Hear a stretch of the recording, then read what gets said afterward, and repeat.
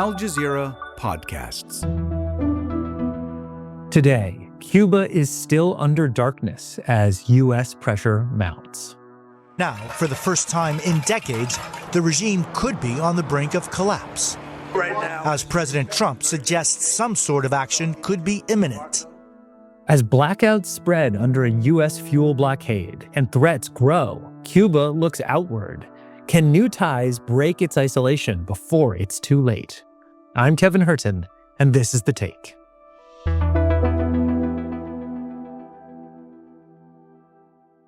Hi. As we continue to work hard to bring you the latest from Iran, are there other stories from other countries that you want us to cover here on The Take? As we know, the news cycle is relentless, and we are doing our very best to bring you the most pressing news from around the world. So drop us a comment. Let us know what's going on in your head. And don't forget to leave us a review on your podcast app. That does help others find the show. Thank you. My name is Ed Augustin. I'm a British reporter, and I'm speaking to you from Havana, Cuba.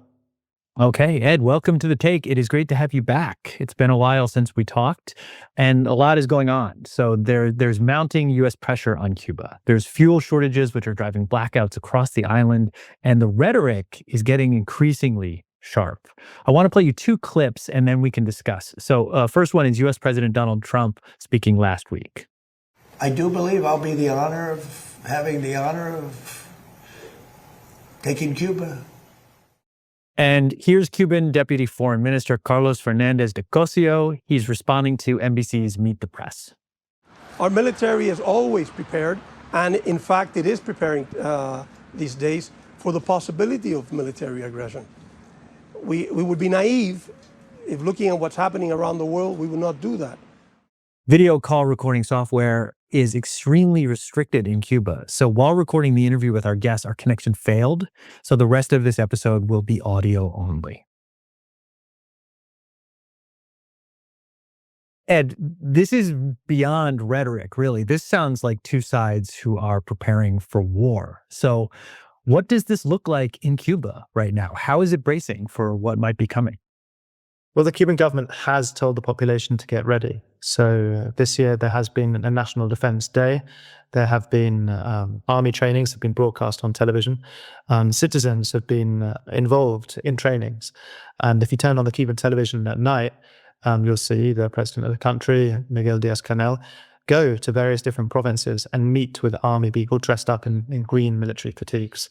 So they are putting the country on a war footing, because of the explicit and repeated U.S. threats of, as we saw in the video, taking the country. Donald Trump, in another interview, talked about a friendly takeover.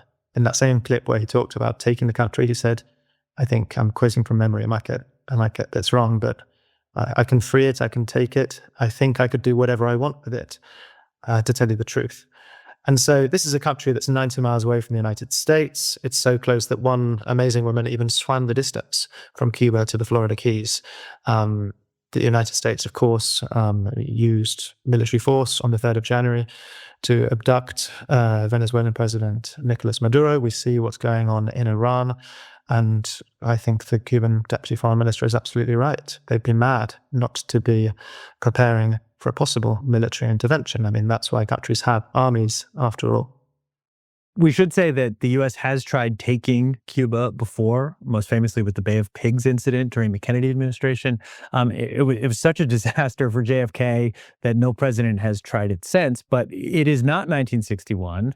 Do you draw any lessons from that history? Has Cuba changed enough to make a future invasion possible? I mean, if you apply the normal thinking of geopolitics, the Cuban government has no right, quote unquote, to still be existing after 67 years. If you look at history, 20th century and 21st century history, the US doesn't only overthrow Latin American governments, democratic and non-democratic, it does so with a lot of ease, without expending the amount of human resources and money that, for example, they're expending right now in Iran or Ukraine. There's a reason why it's referred to often as America's backyard. That's been updated now. Donald Trump and Pete Hegseth have been tweeting in recent weeks, our hemisphere. And so the fact that the Cuban government is still here is extraordinary, absolutely extraordinary, because it's on the doorstep and they haven't been able to get rid of it. And I think a lot of the reason why they haven't been able to get rid of it goes back to the Bay of Pigs in 1961, and then the Cuban Missile Crisis the year after, 1962. So the Bay of Pigs is the first and only time in Latin American history that a Latin American army and militia beat back a US-backed invasion. Completely extraordinary. They fail. It's defeated within 3 days. And it's so embarrassing for the United States, so embarrassing for Kennedy, it's so embarrassing for the CIA that they really stop and reassess. You know, this is not a good look. Che Guevara, Ernesto Che Guevara, a few months after, saying, thanks for Bay of Pigs. Before the revolution was weak, now we're consolidated. And then if you fast forward to 1962, after the Cuban Missile Crisis, the world came possibly the closest it's ever come to nuclear war. And there was an agreement between the US and the Soviet Union, where the US gave a verbal agreement, never written down, that they would not invade Cuba. We are in different times now. Cuban military equipment is obsolete. There's very little petrol. No petrol has come into the country for at least 2 months, possibly 3. They can barely train. They struggle to repair equipment. This is not Delta Force. The Cuban army are loyal. They're a lot more professional, my understanding is, speaking to military analysts than, for example, the Venezuelan army. They tend to believe in the cause, at least the leadership, and they're a lot more united. Also, I'm told morale is quite high. Now, nobody's saying that they can stand up and beat the United States in a war. But the point is they will fight. They will fight. And there is a section of the population that will also fight if it did come to military intervention. Wow. You could almost see the exact same thing playing out in Iran right now, where this is actually strengthening the Islamic Republic in so many ways, in the same way that echoes the Bay of Pigs. So since the U.S. attacks on Venezuela on January 3rd, Cuba has really been struggling. Not only did it lose access to Venezuelan oil, but President Trump then threatened sanctions on any country that sends oil to Cuba. And the result has been these nationwide blackouts that you've been reporting on. The one on Saturday was the second in just a week. So for Cubans enduring 15 to 30-hour power outages, can you just give us a sense of what that strain actually feels like for people? To start with, the US policy towards Cuba right now is absolutely extraordinary. Most of the oil, almost all of it, around 90% last year, came from 2 countries, Mexico and Venezuela. By getting rid of Maduro, not a drop of oil has come to Cuba since January. And then by saying that any country that trades with Cuba and oil to Cuba will be sanctioned, extraterritorial sanction, completely illegal under international law. They managed to pressure Mexican President Claudia Sheinbaum to not send oil either. But at the same time, the United States is now selling oil to Cuba, as long as it doesn't go to the state. So, for example, hospitals can't receive it because that's the state and therefore evil.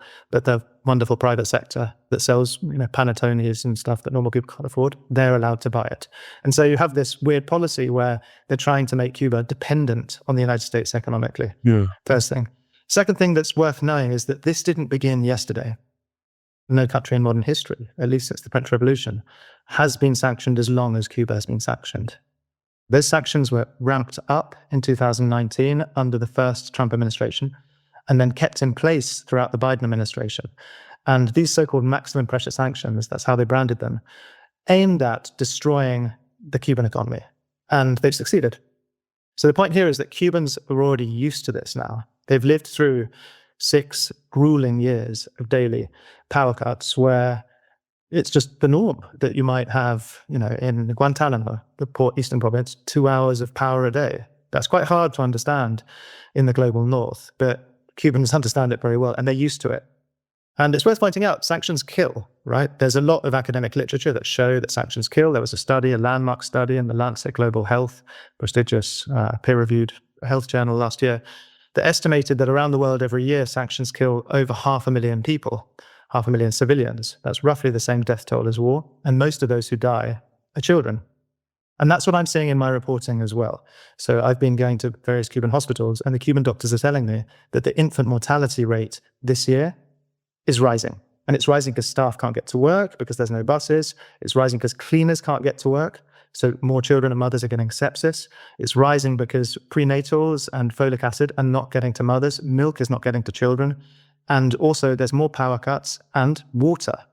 depends on electricity, which in the Cuban case mainly depends on oil. So the US is purposely deindustrializing Cuba, and by targeting energy, it's targeting all of the infrastructure on which life depends. So I think it's very important that people are aware that this is killing people right now, particularly children, and this is what we're seeing on the ground. This is what multiple doctors in multiple maternity hospitals in Havana, which is less affected than the rest of the country, have told me within the last week. No, that's a really important distinction, Ed. It's not just that they can't get oil, so gas prices on the island are higher. It is absolutely eviscerating every part of life that goes far beyond just like people putting gas into their cars. So, Ed, the U.S. framing is that the blackouts are proof that the Cuban system has failed, while Cuba frames them as like a predictable result of the U.S. blockade. What about your average Cuban? Where are they placing the blame right now? Because the economic situation, as you mentioned, has been dire for some time. I think most of the Cubans I speak with are very clear that blame lies with both sides. They blame the Cuban government that they see as inept, frankly, at managing the economy. The Cuban government promised back in 2011 that they would decisively update the economy. They've partially updated it. They've come up with some pro-market reforms, but the reality is that ever since 2019, the economy has just cratered. And so people do blame the government. Equally, right now, people blame the United States, because one of the things about the Trump administration is that the mask is off, right? The United States, ever since the 90s, ever since the end of the Cold War, had come up with this legitimating nonsense. The sanctions, collective punishment of an entire population, was all about bringing human rights and democracy to Cuba. And, you saw perhaps there were some people that believed that. And even under Biden, when they had the maximum pressure sanctions, that, making people go hungry, they're still saying we're an abiding friend to the Cuban people, and of course, human rights and all of that. With Trump, the mask's off. He says, I'm going to take Cuba. There was a quote, the State Department are leaking like mad at the moment. I think that the quote was something along the lines of, there's nothing more in line with the Donroe Doctrine than making Cuba dependent on the US. And we see it in policy. We see that, for example, Airbnb is still allowed to run because lots of people in Florida had Airbnbs. Petrol is being sold from Florida.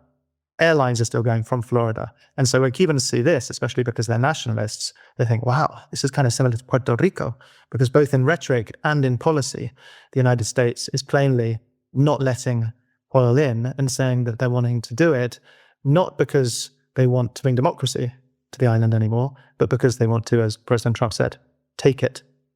Yeah. Good news, Cuba. You can have as much attention from the federal government as Puerto Rico. Okay, so Ed, let's talk about what's being done to help the situation. Over the weekend, we saw international convoys from Puerto Rico, Mexico, and from Europe traveling to bring aid to Cuba and to protest the U.S.'s blockade of the island nation. Give us a sense of how this literally landed, how much aid they were able to bring to the island, and whether or not that's actually been of some help. Yeah, well, this was over the weekend. We're talking on Tuesday. It's just gone 9 o'clock. And so the first boat actually should have come in about an hour ago because it was stormy weather in Mexico over the weekend. So apparently now on the Malecon, which is the big seawall about a mile away from where I'm speaking to you, a big fishing boat full of solar panels has arrived. Over 500 activists, let's say, from around the world came to Cuba over this weekend, bringing many, many, many tons of medicine, food, and possibly most important, solar panels, right? Because if Cuba's going to dodge the bullet this time, it's not going to be by defeating the United States on the beach. It's probably going to be making a rapid transition to solar energy at a time when the country is bankrupt. And so those solar panels are of massive import. And there's a lot of disinformation, as you'd expect, from the US government, and particularly from Florida, that it's not reaching the Cuban people.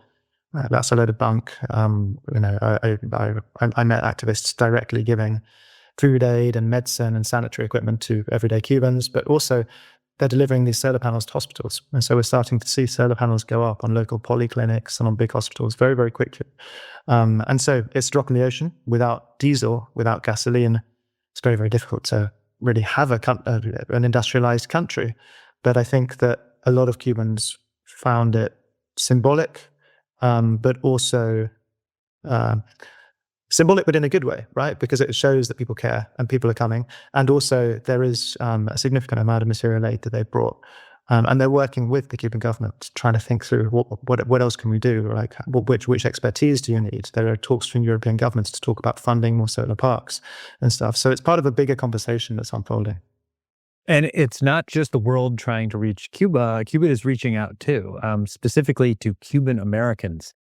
Two policies I want to ask you about. First, inviting exiles to come back and invest in their own businesses on the island. And then the second one is offering these lump sum compensations to Cuban Americans whose property was nationalized after the 1959 revolution. So maybe we could take those one at a time. What's the government actually trying to achieve by letting exiles come back and invest? So this is a long-standing policy from the Cuban government. They've been trying to raise foreign direct investment. And for the last 10 years, you've had a legal framework in place to allow for foreign investment and foreign ownership that would have been unthinkable in the times of Fidel Castro. I think that there's a battle about whether or not this investment's going to take place. I think it's interesting that Marco Rubio seems to be siding with Trump on this rather than his natural constituency in Florida, because they seem to be negotiating economic reforms. And it was widely seen that when the Cuban government announced last week that Cuban nationals abroad, including in Florida, could invest, that was widely seen as a gesture to Washington. I would say this, though, the audacity of the Cuban government, that you're under pressure from perhaps the only superpower in the world. They're literally not letting petrol in the country. They're expecting you to cave in.